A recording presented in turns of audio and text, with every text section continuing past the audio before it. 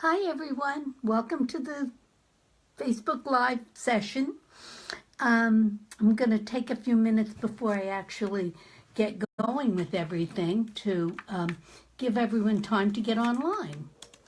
I'm going to have my computer here, right over on this side, and I will be answering your questions. So feel free to post away and let me know what you have to say. Now I can see both myself and myself. I'm going to talk a little bit today about the Summer of New Beginnings. I'm also going to talk about It's a Dog Story, and guess who's right at my feet? Come here. She can't stand not being in my lap. It's like a punishment. So she's here to say, woof.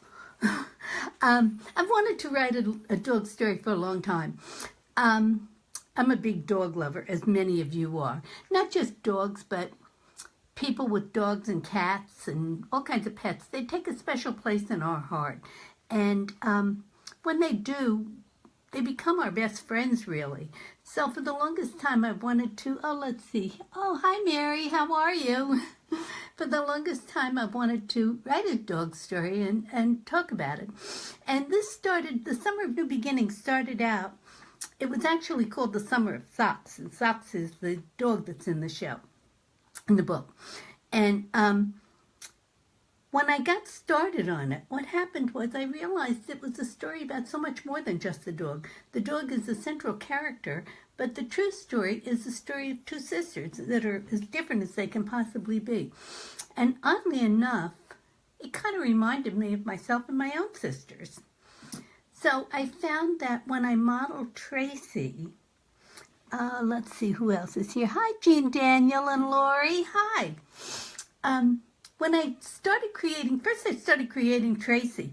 And as I did, I realized that, Tracy's almost exactly like my sister Donna. She's a little wild and, she definitely did some things that Mom would have turned over in her grave had she known about. Hi, Melissa. Hi, Susan.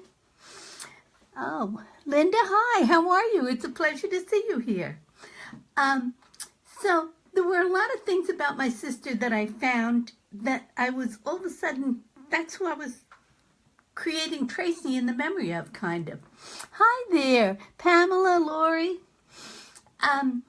So I was creating her in the almost image of my sister Donna, a little wild, little reckless, lovable as the devil. I mean, you couldn't help but to like her. She just had such an outgoing way. But then I realized, as I'm writing this book, that, lo and behold, Megan is pretty much myself. She's loaded with responsibility, and for me, I was the firstborn, so you would expect it of me. But Megan is secondborn in the story, and so you didn't expect it of her as much. But when her dad dies and passes away, she takes everything on her shoulders, and she's the one who really picks up the ball and runs with it, and takes on way more responsibility than she should. And there's a backstory about Megan's first dog. So you're going to have to read the book to hear that part. But at one point, Megan connects with this dog. She rescues it. And I'm a fan of rescues. My second Bichon, her name was Katie. She was a rescue. I did not jump in the lake to save her, though, I have to tell you. I just rescued her from a pet rescue farm. But I think rescue dogs have a special place in your heart. I know Katie did with me, and I've had 3 Bichons now. But Katie was kind of special. It was like she was always so grateful that I saved her. And I don't know what her life was like before she came to me. She was 10 months old. But they had shaved her. When they picked her up, she was full of fleas and ticks and everything.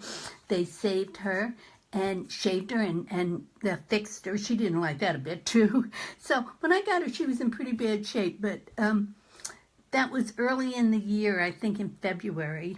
And that following Christmas, I took a picture of Katie and sent it to the woman who rescued her. And it was a picture of her. She was 8 pounds when I got her, which is very skinny for a Bichon. And when I sent the picture at Christmas time, she was about 11 or 12 pounds. And she's sitting in a Christmas box with a Christmas bow and a Christmas shirt and just looking happy as all get out. A big fluffy hairdo that she got from the beauty parlor. So that was kind of my rescue dog. And she stuck by my side. Bichons stick by your side anyway. But Katie did more so than others. So anyway, the idea, hi Pamela. The idea of writing a story about a rescue dog was big to me. And it just got carried away with the fact that the sisters had so much going on in their life and so much to share. But I thought for today, I'd like to share something with you. I'm going to read an excerpt, but I'm not going to read the part you can get from Amazon, because if you go on there, you can usually download a preview. And I do all the time. I highly suggest it. It's the greatest way to find new books.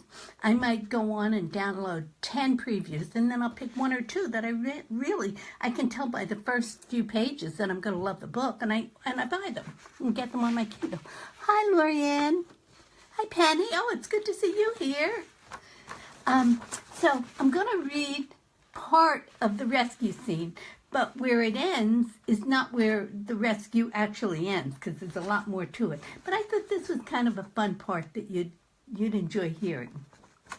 Megan likes to write. I mean, is there a few similarities here or not? Megan likes to write, and she writes all the time in her journal. And so on a day when she's really frustrated and everything is just going wrong, she takes her journal and she goes down to the lake, and she's sitting there writing in her journal when she sees a storm coming. And then she looks up and she looks out and sees something. And this is where this excerpt picks up. Megan saw the dog in the water. At first she thought he was playing, but soon realized he was floundering, trying to keep from going under. She dove in and started toward him. She was a strong swimmer, and the lake wasn't all that large. But before she got to the dog, the rain started. It came in droplets so heavy they had the feel of hail. Megan spotted the dog, then seconds later he was gone. She pushed forward frantically, her arms reaching out in long strokes, her legs kicking harder and faster. Seeing nothing but the splash of rain around her, Megan bobbed in the water and gasped for air. "Here, boy," she called. But the sound of her voice was lost beneath the roar of the wind and the rain. Treading water, she squinted and searched the surface. Suddenly she caught sight of him again, a tiny speck in the water that had begun to churn and swell. Keeping him in her line of vision, she lunged forward. In the instant before she reached out and grabbed hold of him, she saw the pup's face, his eyes big and round with fear. Megan circled her arm around his middle and pulled him close. "Hang on, buddy," she said, and turned back in the direction she'd come from. That's not the end of that scene, but it's a part I like. Very sentimental about dog rescues. Hi, Jan, Melissa. Hi, Dina. So I'm wondering if anybody has any questions, anything you'd like to ask about the book, or ask about me, or ask about Sugar. This Sugar's a lump in my lap, squiggling around. Say hi, Sugar. Say hi. She's very overdue for the beauty parlor. She was supposed to go last week, and the girl was out on vacation, so she's really a fuzzy bear at this point. Let's see. Oh, Jan, thank you so much. Jan just reviewed The Summer of New Beginnings on Goodreads and Facebook. She gave it 5 stars. Yay! You know, I have to tell you, every time I publish a new book, I absolutely die in the first few weeks because I'm waiting for people. You know, you work like sometimes 6 months, sometimes longer, sometimes a little less, but not a whole lot less. And Sugar, you're getting a few hellos here too. But you work a long time and you don't really know if anyone's going to like what you've done or not. So it's always good when I start hearing reviews coming in, then I can breathe a sigh of relief and say, oh, thank goodness they liked it again. So that's a lot of fun for me. So I appreciate every single person who reviews. If I had my choice of selling 1,000,000 books or getting 1,000,000 reviews, I'd probably choose the reviews because it says somebody read the book. And all too often, I mean, I'm just as guilty of it as everybody else is. I see a book I think I'd absolutely love, and I download it on my Kindle, and then it gets buried under 5 more books that I absolutely love. So every so often, I go onto my Kindle and kind of go back through it and see what's there and what isn't. Let's see. Oh, Alex barks hello and sends hugs to Sugar. Hi. Hey, Linda, it's good to hear from Alex. Linda has a Bichon also. Bichons are very affectionate dogs. The only thing is they can be a little pesky because they don't give up on their affection so easily. So, let's see now, where was I? Anybody got any questions? Let me just check here. I'm scrolling down. I'm looking from one spot to the other, so bear with me.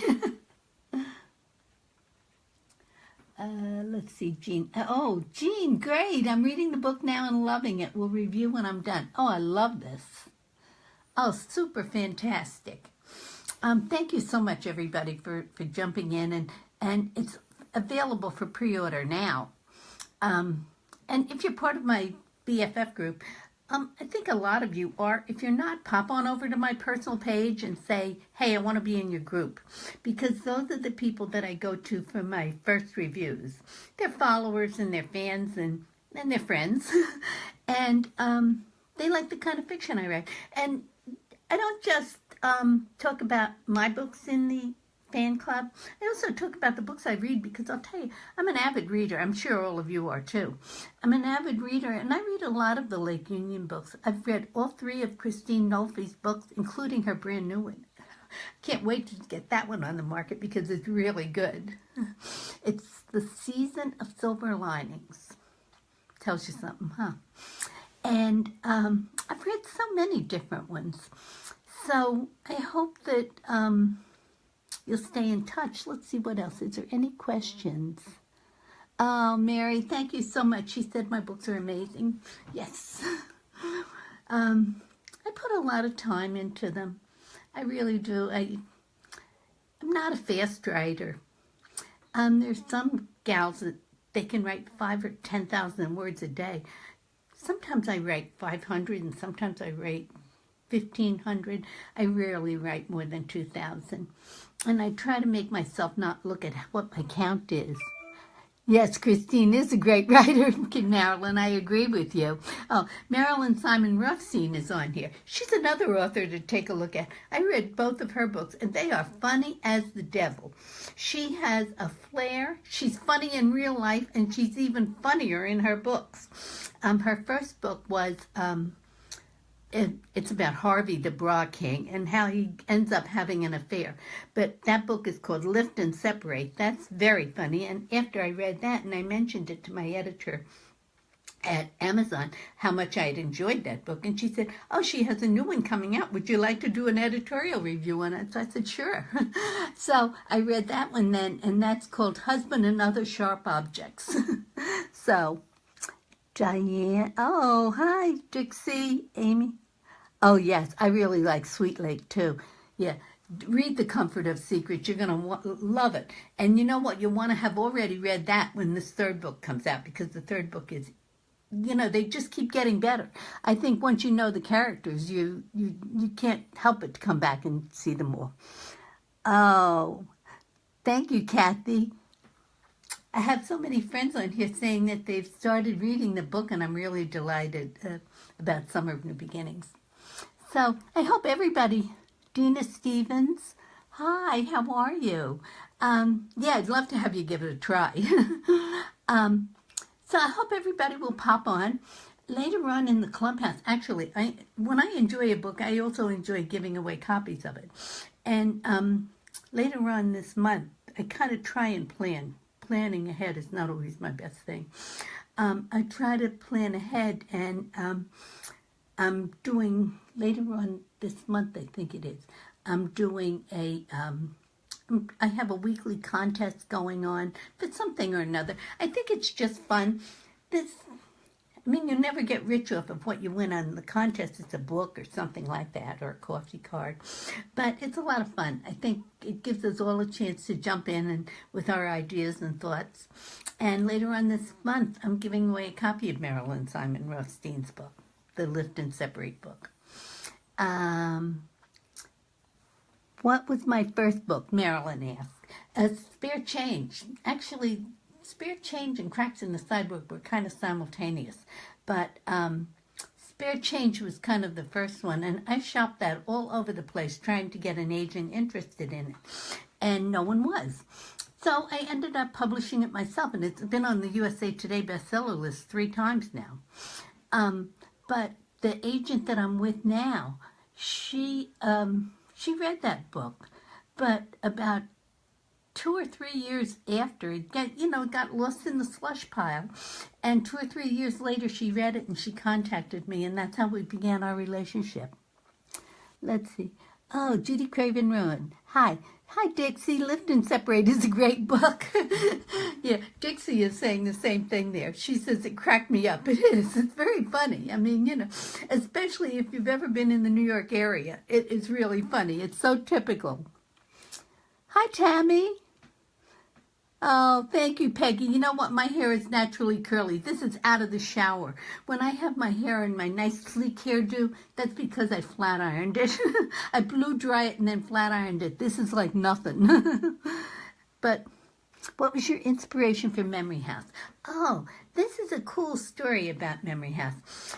When I wrote that, I was at a conference with a bunch of writer friends, and they said, oh, wow, you have so many nice individual books, but the thing to do now is series and everything. So what you've got to do is you've got to find a way to write a book that will tie all your other books in together, and people will know to go from one book to the next. So I thought about it, and I came up with the idea of writing Memory House. And I did, and I made it. My goal was to write a house with some vehicle where this woman could touch on all the things from different other books to bring them into it. So it ended up that she had the gift of being able to touch an inanimate object and feel the memories left behind in it. Well, after I wrote it, I liked that book so much that I just continued on, and it became a series unto itself. But it started with that, and one of the books that I featured in there is, in Memory House, the old woman is remembering as she meets a young girl, and she wants to pass along this gift to remember things from an object. And in her garage, she has an old bicycle, and she's trying to, the girl gets fascinated with the bicycle and wants to remember it, and she starts to feel the memories in it. And the bicycle, of course, belongs to Ethan Allen in Spare Change.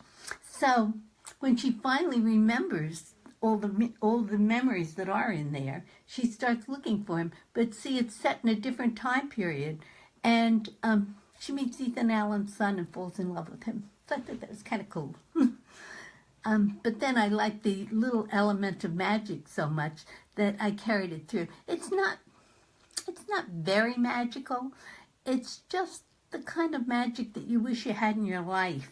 It's pretty real, true to life. I've never said I will never look at bicycles the same after reading that story. Thanks, Melissa. My sister used to be Donna was a big bicycle rider. I usually had my nose stuck in a book, and she was out pedaling down the street. But yeah, so that's the story of those. And then I just continued on. One of the things I loved in Memory House was the old lady has a potpourri in her center hall, and when anyone comes in, what potpourri smells like is whatever they're thinking of. It picks up their thoughts. And so the first night the girl says, it smells like anything you want. What if you're thinking of burnt toast? She said, Marilyn said, which of my books is most special to me? I don't know. There's a couple. I absolutely love the woman in Memory House. I just love her. I just think she's a 90-year-old woman, and she's just priceless. I love Spare Change because my mom was one of 11 kids, and they lived way up in the country in West Virginia. And she was kind of a tough little survivor. And so Ethan Allen, he's an only child, but he has his own problems. And I kind of modeled him after my mother. So Spare Change is very, very special to me. And also this new book, The Summer of New Beginnings, because it's the two sisters and a dog. I mean, geez, it's like painting a picture of my life. But because it's the two sisters and because they are so similar to Donna and I, that one's really special to me too. And the good news is that there's another one coming after The Summer of New Beginnings. It's just in the works now, so we're just going through the editing process on it. So it'll be a little bit of a while. Let's see what other questions we have here. You know, the questions scroll by and I don't get a chance. Hi, Joanne. What is my favorite genre to read?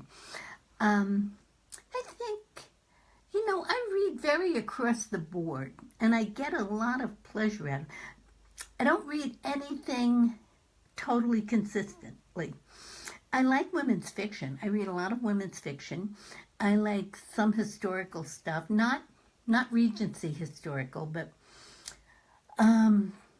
say turn of the century historical, especially American turn of the century. I like World War II stories. And every now and then I'll read something that's totally magical just because it's, you know, it's a departure. I read The Paper Magician and I loved it. And that is about as fantasy as you can get.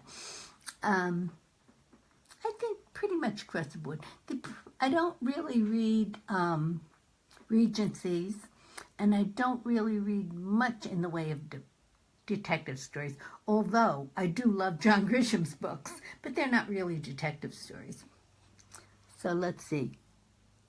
Oh, Melissa, you have two sisters too. Yeah, I had two, and Donna unfortunately passed away. My younger sister, Jerry, is here, and she lives not too far away in Orlando. Oh, yeah, Kathy says she loves historical fiction with a touch of magic. Yeah, I like that touch of magic. I just, you know, what do you want your readers to take away after reading one of your wonderful books? Thank you, Linda. That's such a nice thing to say. I'd like them to go away just feeling a little better than they did before they read it. I know that I myself, I hate a book that I spend a whole time, and recently I read a couple, and I'm not going to mention them because I don't think that's fair, but I read two books recently that I loved the book. I loved it the whole way through, and then had a terrible ending, and that I just hate. One had a no-ending ending, which is like nothing was resolved, and that wasn't very pleasant, and then the other one had a kind of heartless ending, so I want them to go away feeling better about having read the book.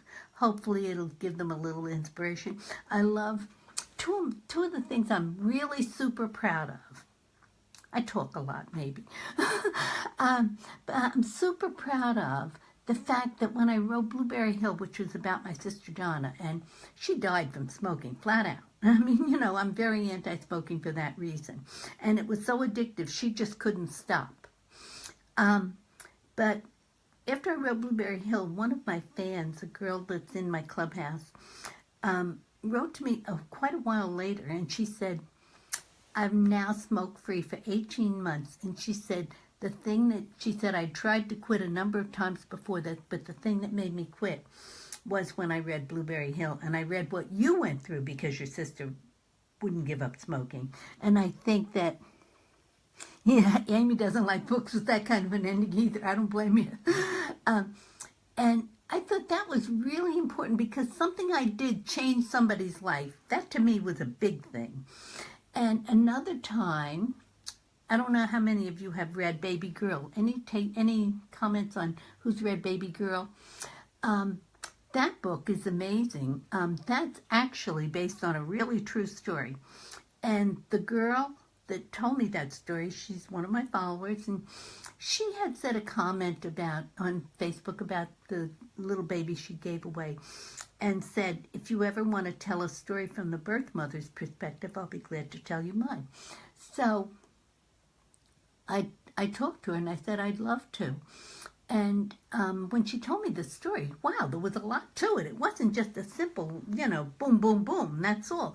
But, life is very complicated. And I wrote the story with most of what she told me in it.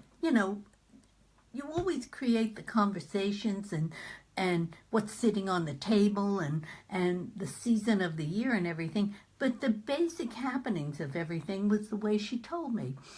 And she hadn't seen her daughter for, the daughter at that point was like close to 20, I believe. And she hadn't seen her for all those years. But after that book was written, she sent the girl who was her given away daughter. Can you come up with the settings for your books? I love the setting of Memory House series. I could imagine myself sitting with the characters in the back of Memory House. Yeah. Thank you, Candy. That's such a sweet message. I will tell you a little bit about it. But after that book came out, she sent this young girl that was her daughter a copy of the book, and they met, and the daughter wrote back and everything, and after a few conversations, they actually met for coffee, and she said, it was the happiest time of my life. So I thought that was, if I can change somebody's life or even just make their day better, I feel like then I've done, that's all I could ask from a book. If it makes your day a little better, I'm happy. Kathy Billerbeck asked me about the settings for my book. How do I create it? Mostly in my imagination. I think things that I see stick in my head. When I wrote Spare Change, we had been on a vacation in the eastern shore of Virginia, and we were driving down that road, and I said, holy cow, this place is so deserted. You could murder somebody out here, no one would know it. And so that was kind of how I created the setting for Spare Change. For Memory House, not so much. It's like I pictured the ideal street, a street that has like a little bit of mystery to it. It's not like a development where houses are one after the other looking the same. It's kind of old and kind of big shady trees, and weeping willow trees are always so picturesque. We had one at one time in our yard when I was a kid. And so I think you pick all the things that you remember like that, you pick up and add. Yeah, love the Eastern Shore. It's beautiful over there. At the time we went, we were visiting friends, and you could go for a long stretch without seeing anything. So I'm a city girl at heart. When we lived in New Jersey, I lived on, this was before I married Dick. I lived in West New York, which is right on the Hudson River, across from New York. So I don't know if anyone has any other questions, but I love the thought of visiting with my friends and readers and fans and everything, and saying hi, reading an excerpt from the new book, and, just having a nice Sunday afternoon. Who's watching the Super Bowl today? I have a great story. I am not a football fan, and usually when Dick watches a football game, I come into my office and work, and, I'll do social media or write or whatever. Even if I'm not in the mood to be writing on a project, I love doing social media. I love getting on here and talking to people. It's kind of like a visit with a friend, and you don't have to take your pajamas off. But how did you come up with hearing loss? Oh, someone just asked me, the baby in The Summer of New Beginnings it's born deaf, or almost deaf. And someone asked how I came up with the issue of hearing loss. Well, I wanted the baby to have a defect so that Tracy would have a reason to have to come home and get her sister's help. So I started out with the thought that it would be autism. And the more I looked into it, the more I decided I didn't want to do autism because it's too permanent. But hearing loss, I could fix that. I could find a way to help Tracy make it better. As I said, I like a happy ending, no doubt about it. I'm 100% happy ending girl. I have a problem. I have all your books on my Kindle, and I want the hard copies. You have to join more of our giveaways, Penny, or you can actually get them from either Barnes and Noble or Amazon. And Barnes and Noble, I think if you go into the store, they'll order them for you and not charge you for shipping. Amazon, I don't think they charge for shipping if it's over $25. How many books will be in this series? I don't know. There's two, because I know because the second one's already written. So I know there's two in this series, but I'm working on a standalone book that will come out after these two books. So I don't know how much, I guess how much everybody likes it and shares it with their friends. And, you know, it's the kind of thing, I have more stories about it. There's a great story about the mother I'd love to put out there, but, you know, I just have to wait. Lake Union is publishing this series for me. And I just love working with Lake Union. They are absolutely great, I'll tell you. I did a good job by myself because I had a great editor, and I have Coral, who's like my right arm. She did all the publicity and everything. But Amazon, oh my gosh, the editing job they do on it is just amazing. They don't change your words, but they go through every single thing and make sure there's no erroneous lapse in time, and no name that's either with an I one time and an IE the next time. So there are so many different things. Do you ever write contemporary romance? No. I'm terrible at romance. You know, I get very blushy about if I have to write a hot love scene. You know, I told Dick, I think I need more research. How long does it take you to come up with ideas and write a book start to finish? The ideas and writing the book are two different things. The ideas I'm thinking about all the time. I write them down in notebooks and everything. I have all these piles of notebooks and papers and sticky notes all over my desk. And I'll come up with ideas and say, oh, I want to write about this, I want to write about that. Something I want to write about, and I haven't done it yet, is I've started 3 different books about World War II, and I haven't finished them. Each time I started it, and I said, you get into World War II, it's so huge. I don't know if I could do it justice. So I'm still thinking about it. But how long does it take me to write it? If I have the ideas firmly in my head, maybe 3 months.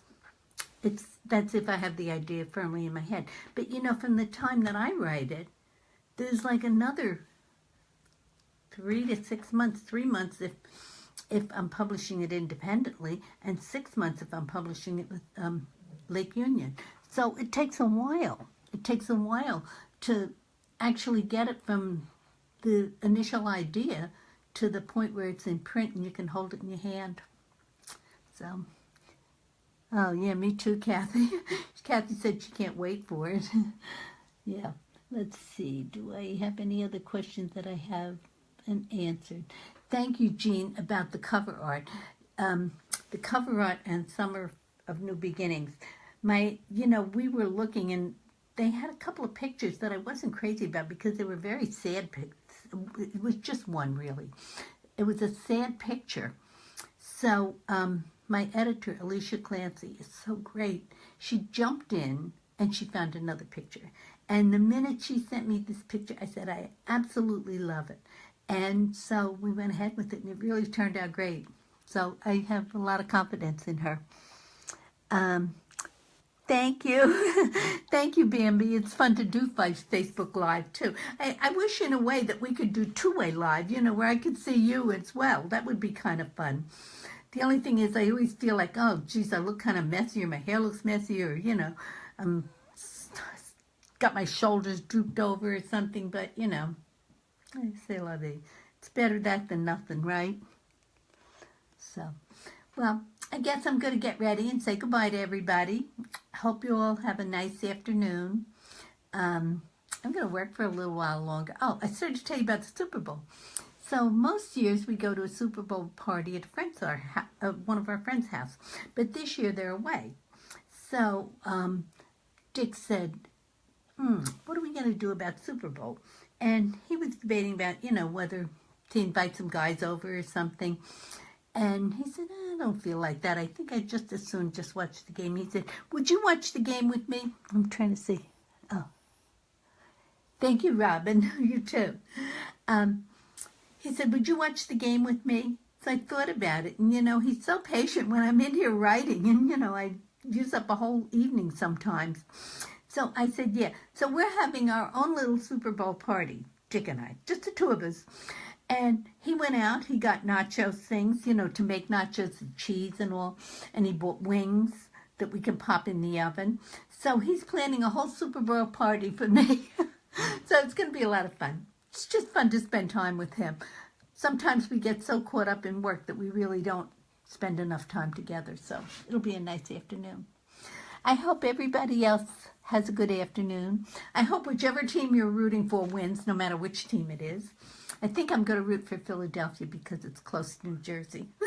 And there's no Florida team in there. So, and I'm not really a fan, so my rooting doesn't even count probably. So everybody have a great day. Thank you all so much for coming to this. I love it. I'm going to do it again and again and again.